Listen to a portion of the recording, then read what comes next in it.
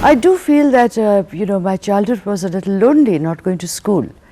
And I don't feel regret anymore because I think it worked to my advantage. Not many people read English here. And not many people have the English medium school education either.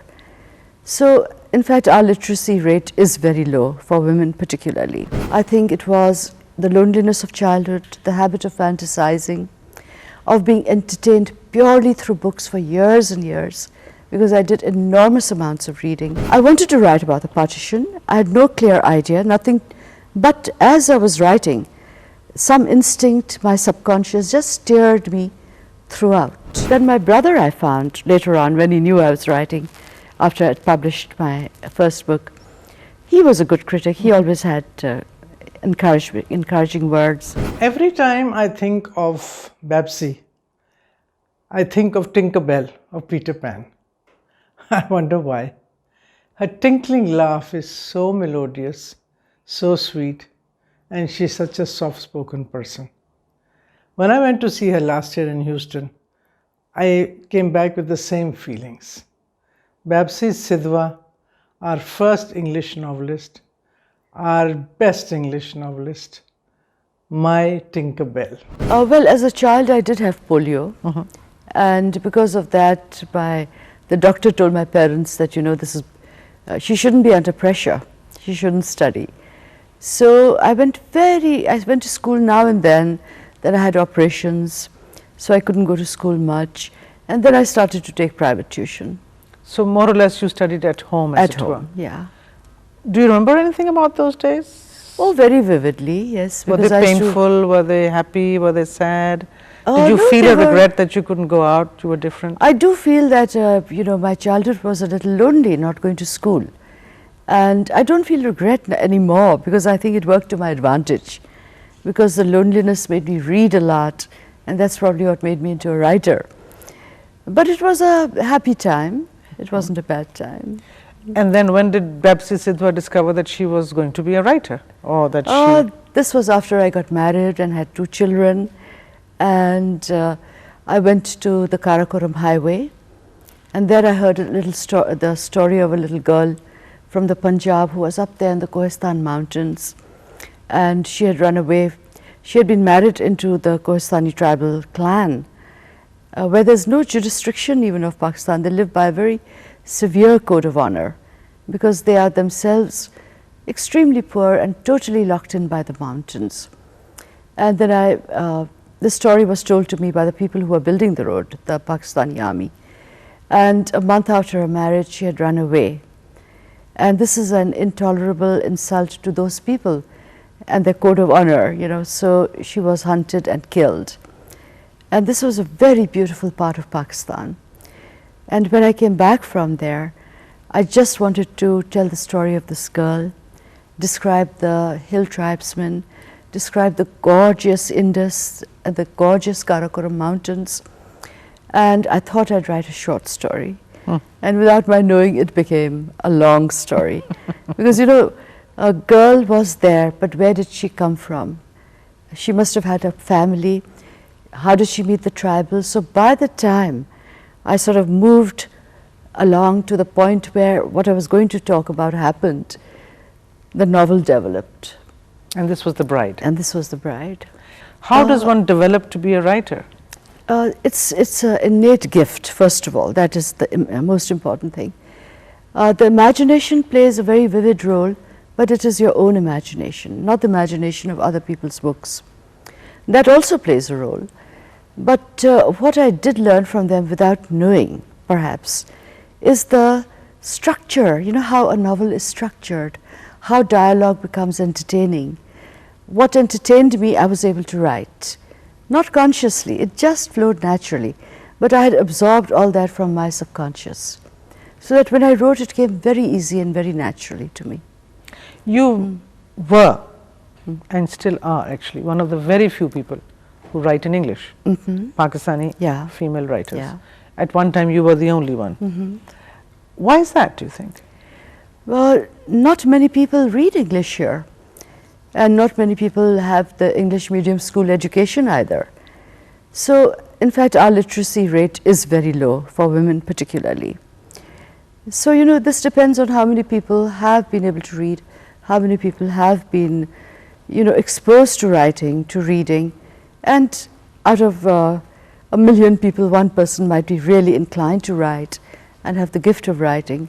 So that is why, and of course the biggest cause of not having many writers here is not having enough publishers. I mean, when I wrote The Crow Eaters, which was my first book, there were no publishers and I self-published, which is a humiliating experience because you not only sort of publish, have the book published and pay for it, but you go from shop to shop trying to distribute it.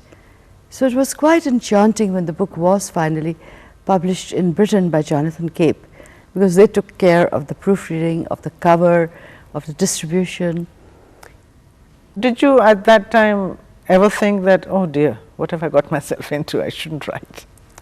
Yes, I'd written 2 novels, and I found that although I had a very good agent in America and another in Britain, the first stage is to get an agent. It is very hard to get an agent because they invest a lot of time and money in an author. So once I had an agent, you know, everybody said, oh, now you will get a publisher. But I got a lot of rejection slips. Really? Yeah. And they were all saying that we love your work, but Pakistan is too remote in time and space, and they won't be commercially viable. And this was when, 19? This was around 1975 or 6, something like that. Then I self-published in 1978. And thereafter, then Britain took up the book and published it, and thereafter there was a demand. There was no looking back. Yes. It's always, I think, a very glorious feeling to hold your first creation or to look at your first creation or so on and so forth.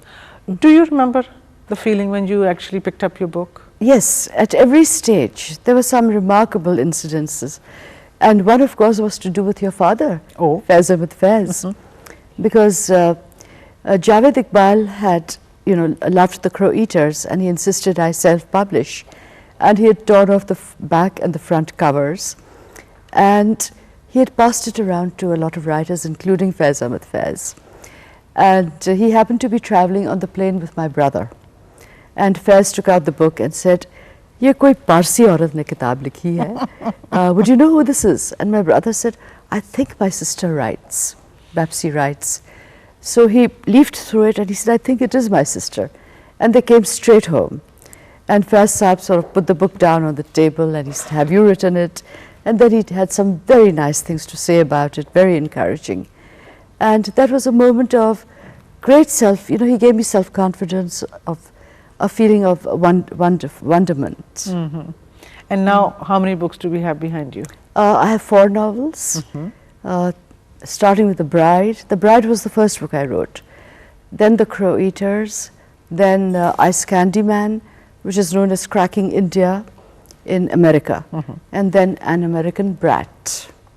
Tell me, Bapsi, what makes a writer? A lot of, I mean, there must be hundreds of reasons. In my case, I think it was the loneliness of childhood, the habit of fantasizing, of being entertained purely through books for years and years, because I did enormous amounts of reading. And then, you know, there were long silences in my life where I didn't have a chance to communicate. And writing was a way of filling in those silences. It became the means of communication, because I had lacked communication. And this was a means of self-expression and communication. You teach creative writing now. I teach creative writing in the United States. Yeah. Can you teach writing? Well, you can polish up the gift somebody has. You can teach excellent English, but you cannot teach the gift of storytelling. That has to be innate. Of course, you can help them, you know, with editing, advising them, this needs more dialogue, this needs more dramatization. And you give them, there are certain crafts attached to writing, which of course I didn't know about, but when I went to teach, I read books. After writing, I read books on how to write. So you were self-taught there as well? Yes, self-taught there as well, and then I learned to teach. And then how about creativity? Can you teach that? Creativity, everybody has their own form of creativity. I mean, some people are wonderful cooks, Some people are novelists, some are musicians. I think everybody is born with creativity. Artists, it's innate. Creativity is innate. But the direction it takes depends on your particular set of genes or your circumstances or the interest you have or what you've been exposed to. Tell me, Bapsi, I was thinking about it the other day that, if you want to be a good musician, you practice. If you want to be a good painter, then I presume you practice painting as well, and so on and so forth. Then do you practice writing? No, you just plunge into writing. That's the only way of writing, I find. I mean, I just, they say, fools rush in where angels fear to tread. That is how a writer should be. You just rush into it and see what happens. And that is practice itself. I mean, writing my first novel was how I became a writer. Because at that time, my English, Gujarati is my mother tongue. I know Urdu better perhaps at that stage than English. So while I was writing, I studied the thesaurus a lot because I was very careful of each word I would put into a book. It gave me a great thrill to find the exact word. English is a rich language. It offers a lot of different nuances, and I wanted to fit each word properly. And that taught me to be a writer. By the end of having written The Bride, I had become a writer. But I'd be interested to know, what does inspire you to write? There's sometimes images, some things I've seen which are very vivid in my mind. Like The Bride, I heard the story, so I wanted to tell that story. I wanted to describe those gorgeous, the Black Mountains, the scintillating air, the width of the Indus, the color of the river. These were images I just felt I was compelled to tell them. And then I felt that the story of the girl was compelling too, because her experiences are shared by so many women in Pakistan. It doesn't matter what class of society they belong to, but women have very little control of their lives sometimes.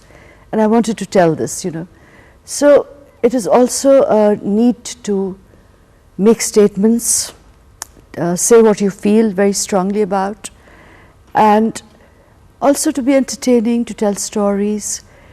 For example, in the case of the crow eaters, I wanted to talk about the Parsis, our way of life. I felt we are a diminishing community, almost an endangered species, but it's a charming community.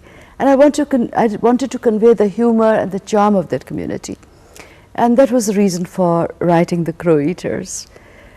Cracking India, Ice Candy Man, I wrote because I felt very little was written about the partition, although it was a historically defining moment in the world at that point, And I wanted to talk about what happened to people who were displaced.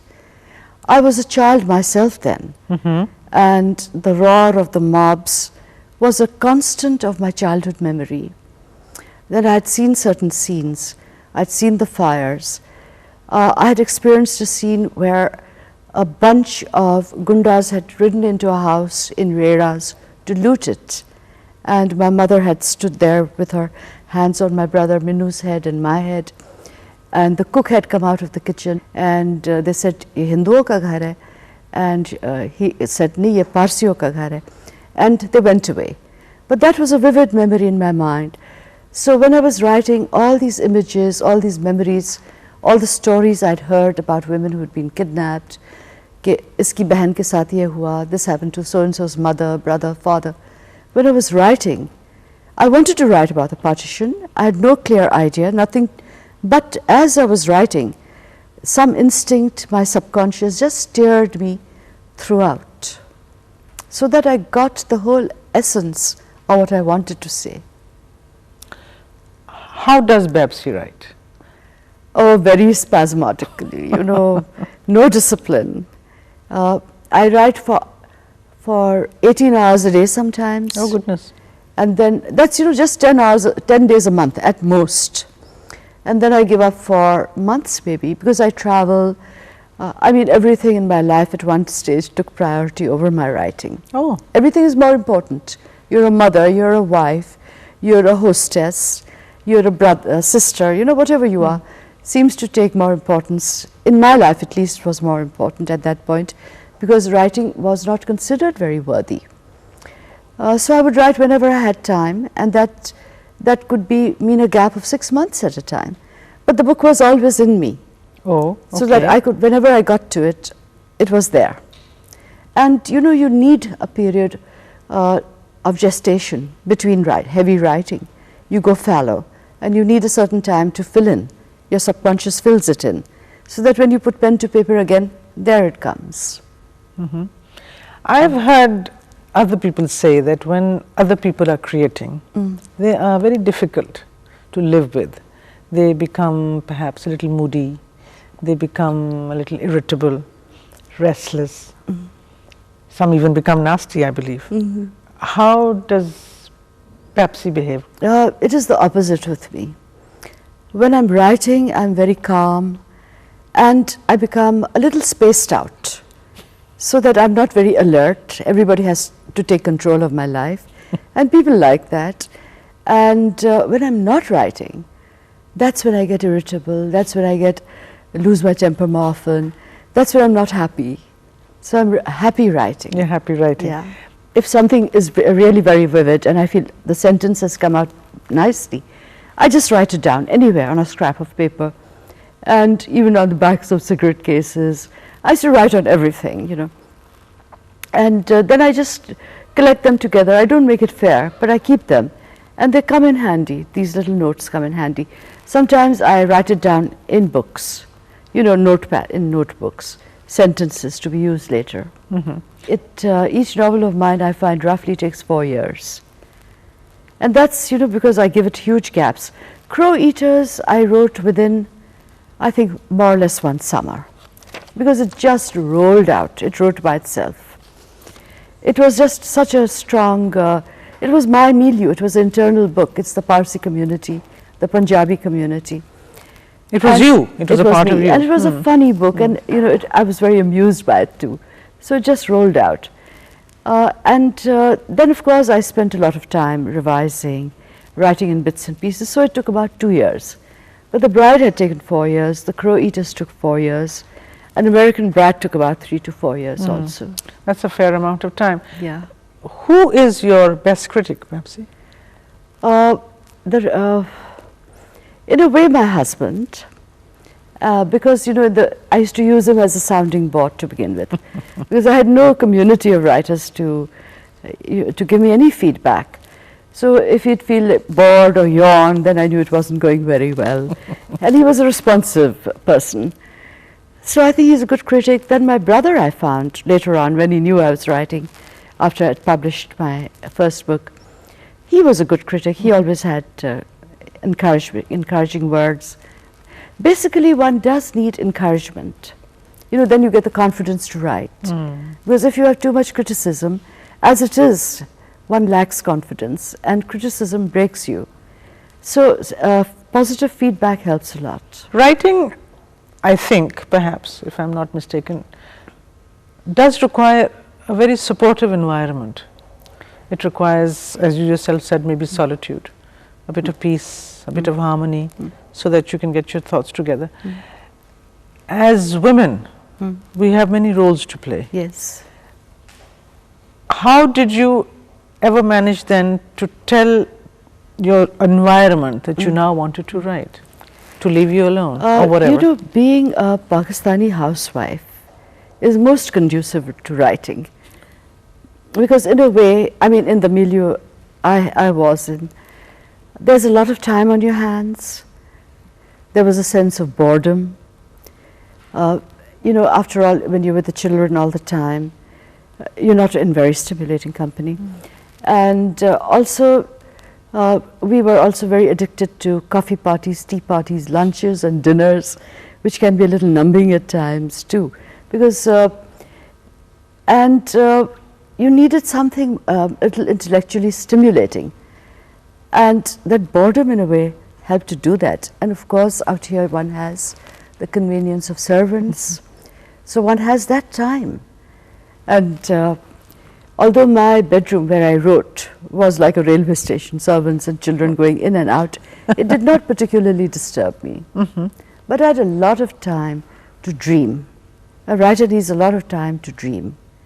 And when you are sort of idle, you dream. I think idleness leads to writing. Helps. Yeah. And what was your, if I may ask, your family's role in all of this? Supportive, non-supportive, demanding, rejecting? Well, you know, the family didn't know I was writing the first 2 books. They didn't know except for my husband, who was happy about it. He was encouraging. My children were a little resentful because that meant, you know, I was at the desk too much. And otherwise, now everybody is very supportive of my writing. What are Bapsi's strengths and what are her weaknesses as a person? Oh, too many to enumerate, strengths and weaknesses.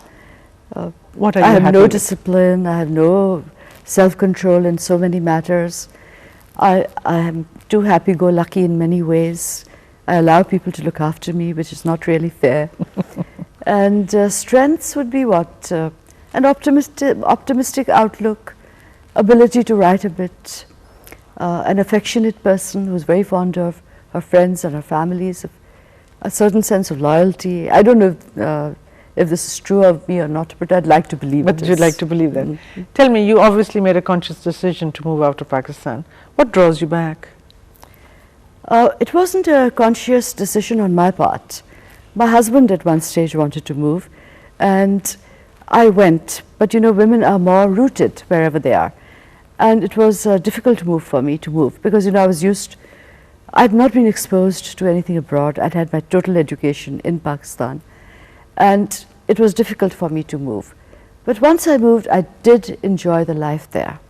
I felt a sense of personal freedom. I developed as a woman, I developed more confidence. And of course, I mean, I'll always be drawn back to Pakistan because this is where my home is, this is where my roots are. And I need to be here every now and again to get a sense of self-worth and a sense of my own individuality. This is where I get my definition from.